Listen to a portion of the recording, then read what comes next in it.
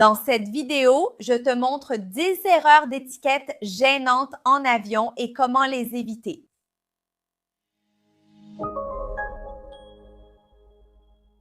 Bonjour, je suis Juliana Santiago, spécialiste internationale en étiquette. Et ici, je t'aide à améliorer ton image, ta posture et la façon dont les gens te perçoivent.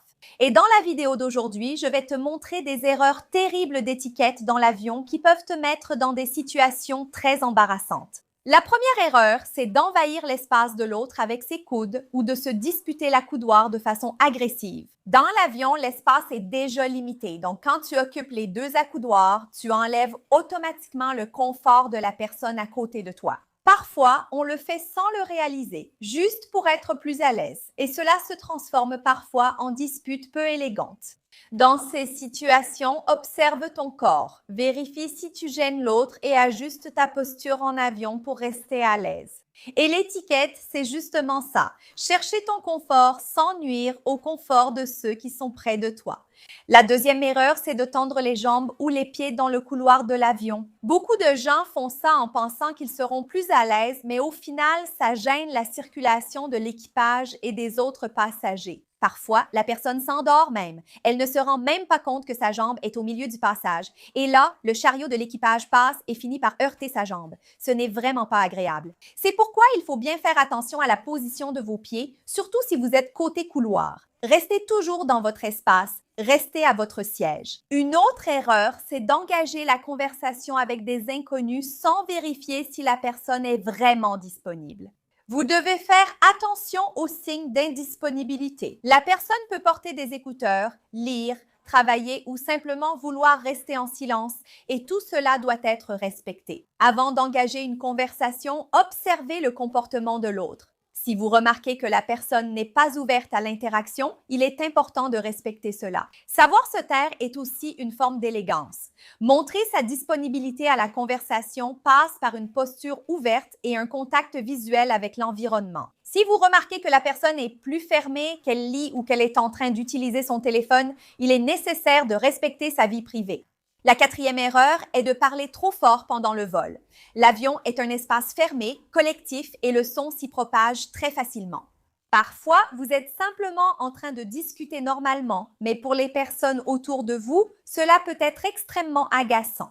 Il est donc important de surveiller le ton de sa voix, de parler doucement et de se souvenir que l'on est dans un espace privé. Et si ce genre de conseils vous aide déjà à faire plus attention à votre comportement au quotidien, profitez-en pour aimer cette vidéo et vous abonner à la chaîne. Chaque semaine, je vous donne des conseils d'étiquette et de comportement pour renforcer votre assurance et votre élégance en toute situation. La cinquième erreur concerne une situation délicate. Des parents qui ne contrôlent pas le comportement de leurs enfants pendant le vol. Des enfants qui donnent des coups de pied dans le siège de devant, qui crient, qui tapent. Les parents n'interviennent pas, ne conseillent ni ne contiennent. Évidemment, tout n'est pas toujours contrôlé. C'est vraiment un point auquel il faut faire attention et les parents doivent essayer de minimiser l'impact de cela devant les autres passagers, y compris. En tant que mère, je vous conseille d'apporter des jouets ou activités pour distraire l'enfant. Cela aide beaucoup et fait toute la différence pour que tout le monde ait un vol plus tranquille maintenant. La sixième erreur est l'autre extrême, le manque d'empathie des passagers envers les parents et enfants.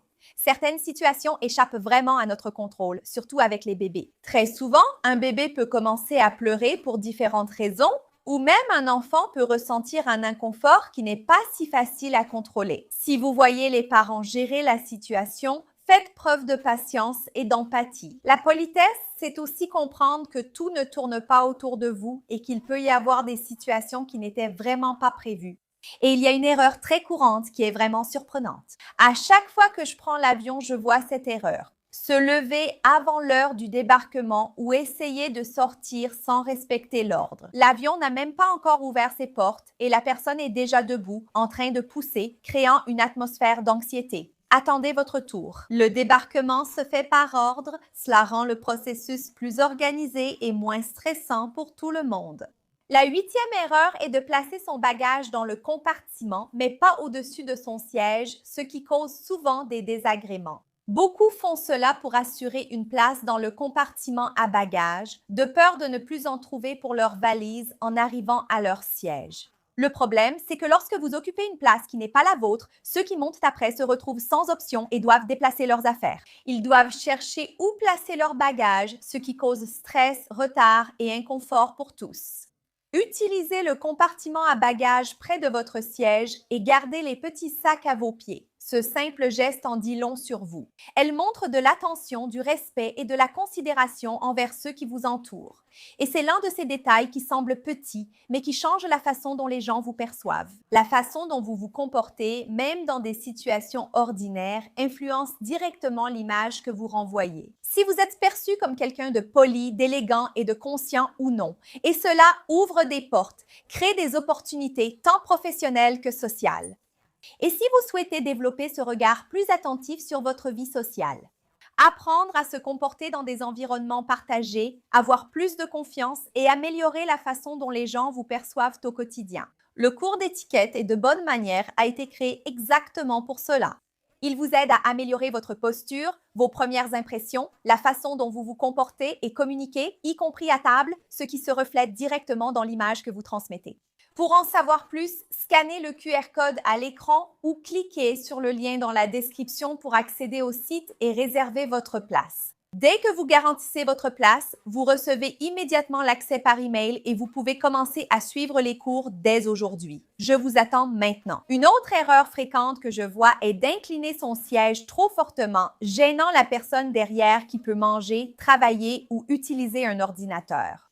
Quand le siège s'incline soudainement, cela provoque de l'inconfort et même un risque avant d'incliner. Soyez prudent en observant et, si besoin, avertissez la personne par un geste ou un mot. Une autre erreur courante en avion est d'aborder des sujets inappropriés ou de partager des expériences négatives avec des inconnus ou connaissances. Il est mal vu d'évoquer de fortes turbulences, des pannes, des atterrissages d'urgence, des retards techniques ou des accidents aériens, car cela peut inquiéter les autres passagers. Commentaires tels que « l'avion a failli s'écraser »,« ce modèle a des problèmes » ou « mon vol a eu une forte turbulence ». Ils semblent inoffensifs, mais ils augmentent l'attention de ceux qui vous entourent. L'élégance, c'est percevoir l'ambiance et choisir des sujets légers comme le voyage, la destination, les films, les livres ou des thèmes neutres, en respectant le confort émotionnel de ceux qui sont près de vous. Et vous voulez certainement paraître comme une personne plus charismatique. Et c'est pourquoi je vous suggère de regarder ensuite cette vidéo que j'ai déjà réalisée où je montre quelques compétences sociales qui font que les gens vous apprécient davantage. Inscrivez-vous à notre formation en étiquette et révélez votre meilleure version. Je vous attends à bientôt.